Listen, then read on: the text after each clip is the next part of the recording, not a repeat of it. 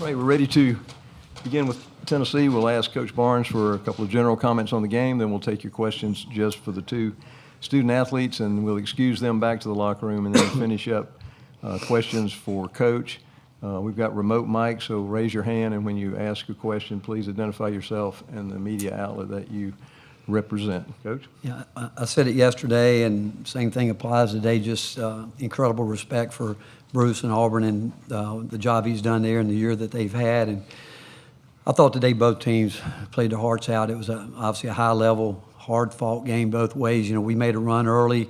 I don't think there's any in anybody's mind that didn't think they were going to make a run to get back. We know that they're an excellent team at pressuring to get the ball in late game situations. They do a great job there. And we just kept talking to our guys about, you know, they're going to have to make some plays. They're going to have to work to get open, going to have to get the ball in. I thought Zakai was awesome during timeouts today. I thought the way they were connected, we had some blunders there that we can't make when they made their run. But the timeout was really encouraged the way our guys were saying, just let's take a breath here, let's settle down. And Zakai actually said, we're going to do this on this possession, next possession this, and next possession this. And it went pretty much the way he described it. But just a really great team effort for our guys today. Proud of every one of them. And just a high-level, hard-fought game. Any questions for either of the two student athletes? Raise your hand. We'll get one of the remote mics to you. Let's start right on the front row in the middle. Michael Gibbs with the War Report. Zakai, you guys were 25 of 27 from the free throw line as a team. Can you talk about the importance of being able to ice free throws as Auburn was missing them down the stretch? Yeah, well, you know, yesterday, you know, we missed a lot of free throws down the stretch, you know, especially from, you know, some guys that, like myself, that should be making them. So, you know, today we knew we had to come in, and we went to that free throw line. We had to go up there. We took our time, but we know we were going to make the shot. So I felt like we was really laser focused the whole time, every time we was on that free throw line.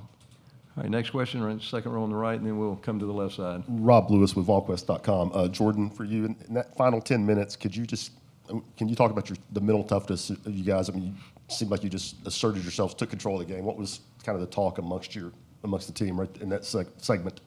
Definitely, you know, within every timeout, we're all talking and really just like stay the course, calm down, and do what we do.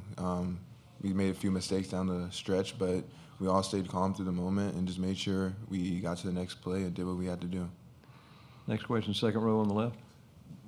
Wes Rucker, 24/7 Sports. Zakai, have you ever celebrated a defensive rebound as much as you did that one Felix got?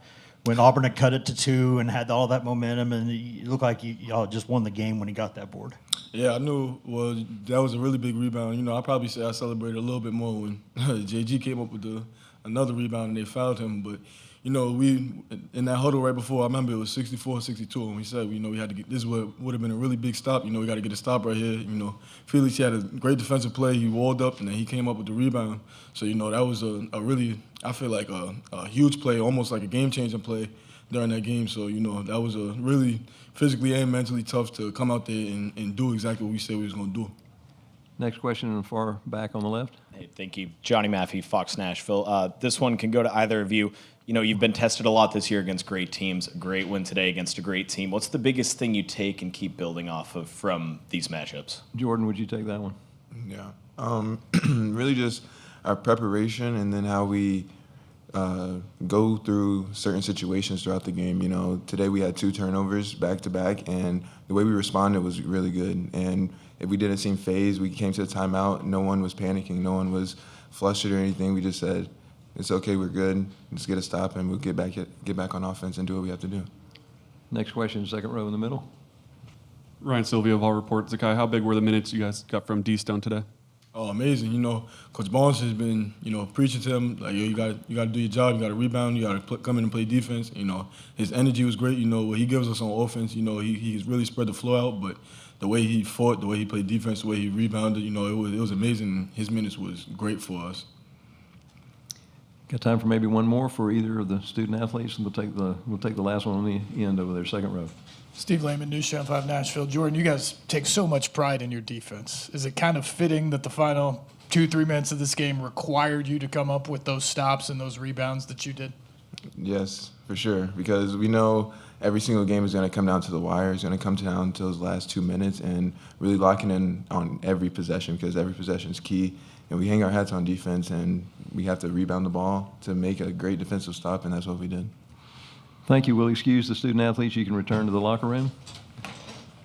And we'll start with questions for Coach. Let's take the first one right here on the front row in the middle. Michael Giddens, War Report, Auburn. Coach, with tournament selection likely happening as we speak, do you have a message for the committee about this Tennessee squad and the effort that they gave today and how it should be factored in to where you guys are picked in the seeding? Well, I don't think they're listening. I think they're sequestered somewhere.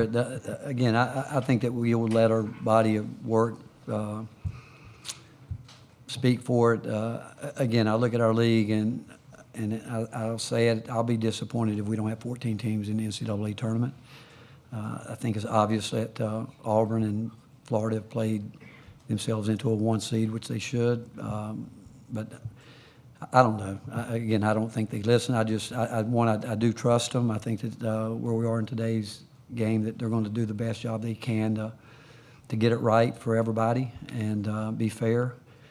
But again, I don't think they listen. So they're going to do what they think they need to do. Other questions for Coach? Raise your hand. Let's go to second row on the right. Coach, what that last 10 minutes, is that kind of your team in a nutshell, what they're about, toughness? Well, I'm really proud of our guys. It's so different. Auburn dealt with the same thing. We both, everybody normally has more, at least a day or so to prepare, but, these quick turnarounds, walking through, finding out, last night when we walked through this morning, did a little bit more this morning than probably usual, but just proud of the fact that I thought everybody that went the game did what we needed them to do. I thought D. Stone's 2 big drives were huge plays.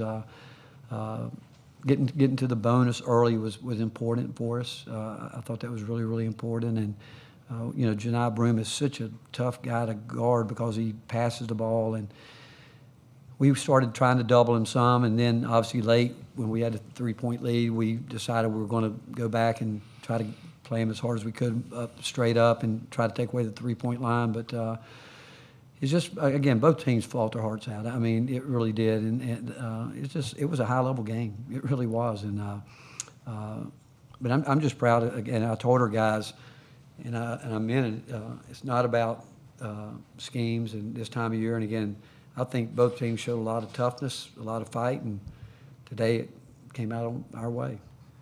Next question, second row, left side.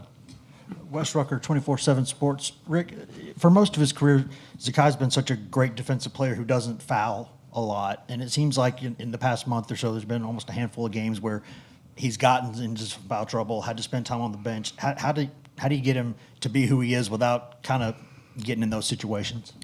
Well, maybe it's someone looking out for me, because I think him being on the bench has helped us, because I think he's been more rested, where he's been able to really do some good things at the end of the game. And to be quite honest, if he wasn't in foul trouble, I probably wouldn't take him out. I probably should rest him more, but we've talked about that for 4 years. I trust him, and we talk through the game, and I'm constantly asking him how he feels. And just like today, I thought our offense, when we were just in our little floppy action, I thought that Jordan and even Z down there, when we put Shaq up top to play make, Chaz, I thought those guys really started getting a rhythm, playing with each other, coming off screens. I thought we set some really good screens today. And but the silly ones are the ones that, and I told, like last night, I told him, I said, I don't want you to pick up a foul, and a cheap foul, and he went out the very next possession, he did it.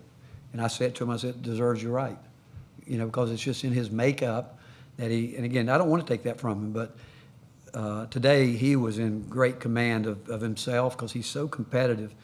If you could have been in a huddle hearing him talk to his team, he's a big-time leader today. The way he saw the game developing, the way it unfolded, he just had a presence about himself today that was outstanding. And I think maybe sitting there, maybe got to look at it a little bit different, but he was outstanding today.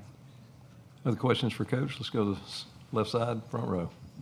Rick, Teresa Walker with the Associated Press. Since the pandemic, with the transfer portal, NIL, maybe it's parity, I'm not sure, but when it doesn't seem to help top seeds in the NCAA tournament, there's no more assurance that we've got some data showing that it's a lot more volatile since the pandemic for top seeds. Is there any explanation, or is it just simply make sure you go out and play? Because parity, volatility, is there anything you can put a finger on? Well, I think there's a lot of things. I mean, obviously the transfer portals played a big role in it. In some situations, NIL, obviously, where people can rebuild quickly. But if you look at the floor today, Janai Broome was recruited as a mid-level player, and he's National Player of the Year. Look at Zakai Zeigler, wasn't recruited by anybody. Jordan Gainey, USC Upstate, Chaz Lanier, North Florida, and you go the same thing. It just goes to show you there's players at every level, and certainly guard play. I don't think there's been a post player that has moved up from a lower level that has made the impact that Janai Broome's made. I mean, that doesn't translate like guard play does, but you look around, it tells you. So when you get to the NCAA tournaments, those guys that we got, those are those guys there now at those schools that you're talking about where they can play. And they get a chance to be on the big stage, and they're confident, they play. But you look around the league, I've always said there's enough players out there for everybody. You got to get the ones that work for you. But parity, is it real? It is. Going forward, I don't know where, because again, I can tell you right now, I can assure you that every major program in the country's got a transfer portal board right now that's lighting up like you wouldn't believe. And most of the time be those guys that, are you talking about those lower round games that are looking to go up? And if they're good enough to come up right now, they're good enough to beat you in the NCAA tournament. Okay, next question, fourth row over there on the right side. Yeah. Rick, David Cobb from CBS Sports. This idea that the SEC tournament, winning it is tougher than winning the NCAA tournament, true or false? Well, I mean, you have to think about it. Yeah, it's tougher because of the fact if you win it, you have to go 3 days in a row. You're not going to have to do that throughout and you get a day in between. I mean, there's no day in between here. So, and such quick turnarounds yesterday. I mean, it's tough. I mean, I think as coaches, we probably wish it would end today, because tomorrow it's going to be another hard-fought game for two teams, and then you turn around and with all the attention heading into March Madness, you got to keep your guys focused and there. But I just think anytime you go in like these multiple team tournaments that we have early in the year, I think coaches are wanting to get away from the 3 days because it's a grind. It's hard on you, and just because of the quick turnarounds and not your normal preparation. So that's where it's really hard to win a conference tournament because of, well, we haven't been in a three-day all year, but we have in the past, and it's tough to do that. A few times, just a couple more right here, second row on the right, and then we'll catch you over there. Rick, just with the up and down season that D-Stone's had, how impressive is it that he was able to stay the course and make an impact like he did today? Well, he's impressive, and, we've seen it before throughout the year when a guy stays engaged and locked in, and I think it speaks volumes about him as a person, and we knew when we were recruiting him how wonderful person he is. And, he had a tough, he lost some dear people to him right before he got to Tennessee, and he had a really tough fall where he missed some practice because he was just emotionally struggling, because when you lose people that are as close to him as he did, but he fought back, and the fact I think he's got so much respect for his teammates and they have for him, he's continued to do what we've asked him to do, and we're not surprised. But most of the time he's undersized at the 4 position where he normally plays, but he's a fighter, and his drives are huge today. I thought he worked hard defensively to try to get things done for us when you start doing some different schemes. And him not being out there as much as everyone else, I thought today he handled it pretty well. All right, last question on the far left. Steve Lehman, News Channel 5, Nashville. Rick, you guys fight all year to put yourself in a position to win a championship. You can win a trophy and get a banner tomorrow. Given how tough it is this year and then what is still ahead, what's your message to the guys before they take the floor tomorrow? Well, again, I think we're no different than the teams. Again, we've seen teams catch lightning magic in a bottle this time of year. There's no doubt in my mind that Florida, Auburn, Tennessee, Alabama, go down the list. They all came here with the idea to win this tournament. I don't think there's any question because of how close our league played out this year, how many teams you see go on the road. I think Ole Miss wins at Alabama, things like that happen. So when you have those kind of wins throughout the year, you feel like, hey, we got a chance we can play good basketball. So I think there's a lot of teams that have the mindset they're going to come here and we all want to win a championship. Championship sets you apart. I mean, you can think about it every year. Some championship team is brought back to be recognized, and not so much runner-ups, but they do recognize championship teams, and there's no doubt that we came here with the idea that we'd like to win a conference championship, knowing it's going to be really hard, but everyone did, I think, and I believe that. Thank you very much. Okay, thank you.